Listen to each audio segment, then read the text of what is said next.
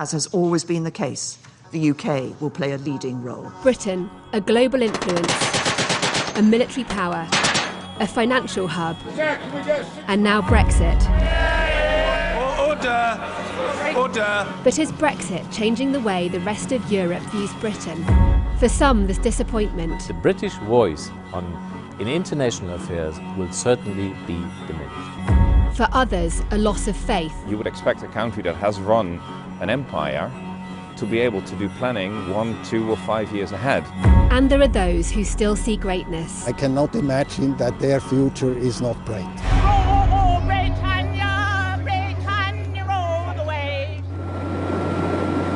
I'm going on a journey to 4 European countries to find out if people's opinion of Britain is being affected by Brexit.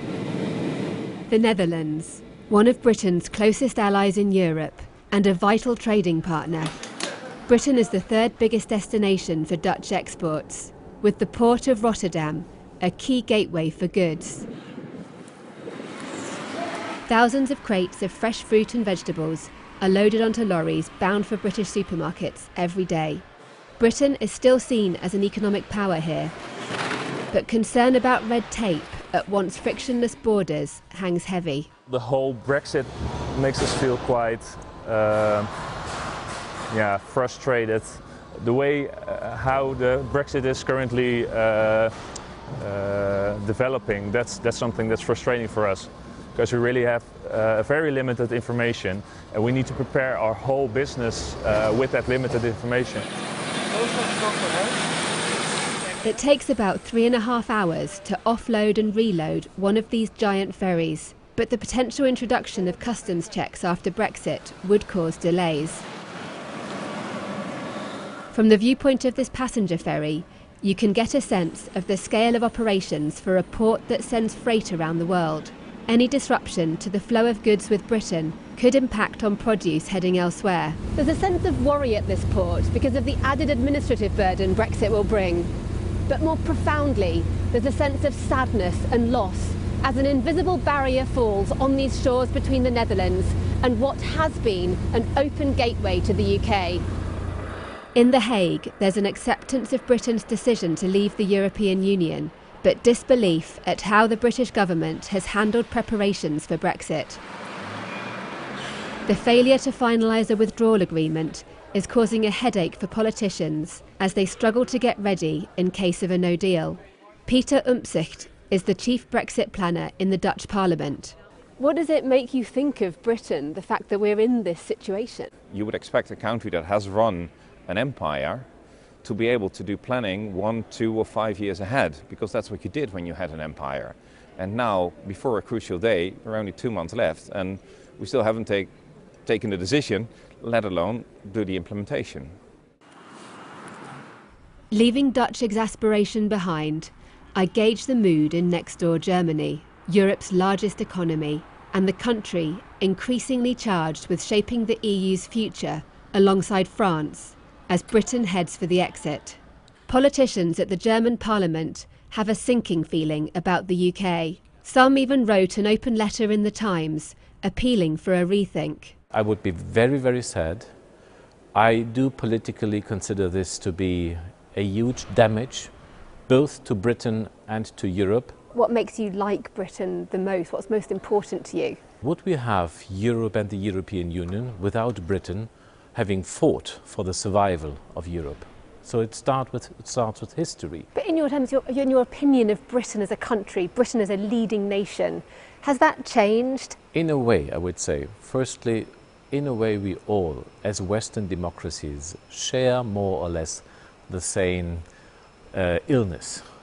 We have Brexit, you have Trump, you have nationalism, populism and all of that on the one side. On the other side, of course, what we have seen in the past is a leading Britain, to be rational, pragmatic, and now we see a Britain which is self-absorbed by a self-inflicted political, tactical power struggle. So do you think, therefore, like up until now, that Britain has been able to really drive its agenda or within the EU? And do you think now it's going to find it much harder to get the EU 27 to listen to its priorities than it did when it was part of the club? Certainly. The British voice in international affairs will certainly be diminished. Germany's loathing of Brexit is in part because it also makes the EU weaker and the burden on Berlin greater to keep European unity at a time of heightened risk. This means there'll still be a need to work with Britain on global issues. Estonia, where the temperature's colder, but the attitude towards Britain appears a little warmer. Security is a particular priority here, given the country's shared border with Russia. At the Estonian naval base in Tallinn, a band is practicing.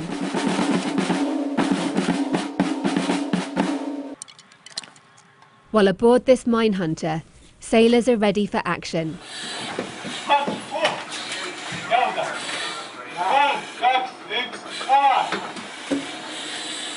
Today's drill: how to deal with a fire. Britain operates the same class of minehunter as the Estonians, a sign of their close ties. Do you get to work with other countries such as Britain? Yeah, of course. We are going in April to UK, and there we are gonna upgrade our ship. One of the newer members of the European Union, this Baltic state sees the bloc as a vital part of its security, along with NATO. The foreign minister is diplomatic when asked for his views on Britain and Brexit. I'm not happy about the UK leaving, and I don't think that it's going to strengthen the position of the UK in global affairs. I don't think it's going to strengthen the ability of the EU to play a role in the global affairs. But I think that we are able to come together, the EU and the UK, in areas that really matter in security, on security issues that really matter. Hundreds of British troops are in Estonia as part of a NATO mission to deter Russian aggression. Here in Tallinn, officials are putting on a brave face in public, expressing confidence that Brexit won't affect the UK's input on shared security challenges, such as the one posed by Russia. Privately, however, some admit that things are changing. Brexit is on occasion diverting Britain's attention away from other issues. And the voice of a country that's only in NATO, as opposed to being in NATO and the European Union, does have a different impact, especially when dealing with a security threat that needs a military and a political response. A 20-minute drive outside Tallinn is the home of Rutte, a married mother of 2 young girls who works as a forensic scientist and in her free time is part of a volunteer women's defence force. And here's my ready to go bag here. It's like the uniform that I need to go to the forest or shooting competitions or, well, wherever. She signed up out of a sense of duty to her country, which broke free of the former Soviet Union when she was a toddler. But it says she feels safe, but the threat from Russia is real. A few times a year when there's the news that hundreds of thousands of Russian troops are 20 kilometers behind the border exercising their army maneuvers, then it's scary. It's quite scary because we know that Russians are not very stable and what they say is not what they do. She seems worried about the EU losing a big member state. Great Britain has been always throughout the history, they have been supporting this little country here.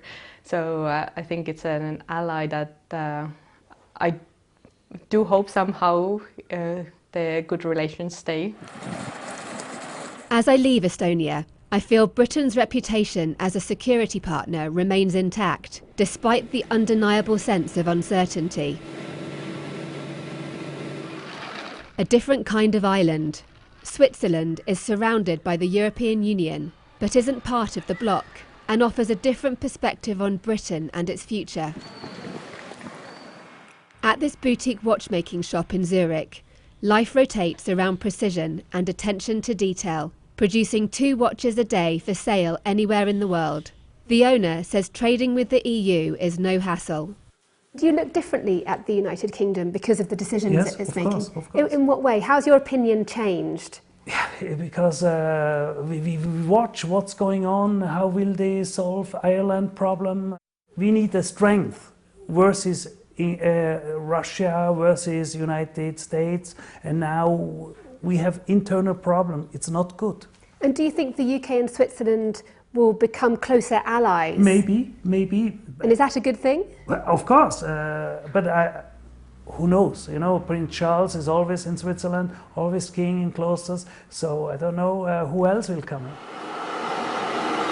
Switzerland is locked in its own tussle with the EU over their future relationship, currently based on more than 120 bilateral agreements. They are especially tough because they don't. This former diplomat helped strike a number of them. He believes Britain, like his country, can thrive outside the Union. Has your perception of what Britain is, of who Britain is, has it changed at all over this Brexit decision? Not really, I think, no. What do you think of Britain? When you think Britain, what do you think? I think the Brits, as the Swedes, give a certain importance to sovereignty question and have a bit the scepticism to rule taking, and both of us are in favour of free trade. But the future of Britain I'm talking about, not the Brexit. Once Brexit is long distant memory, is the future of Britain rosy? Great Britain is a big European nation. I cannot imagine that their future is not bright. Despite Swiss confidence, views of Britain are changing for the worse in parts of Europe. But there is one unifying belief, that the UK will remain a valued ally even after Brexit Day dawns.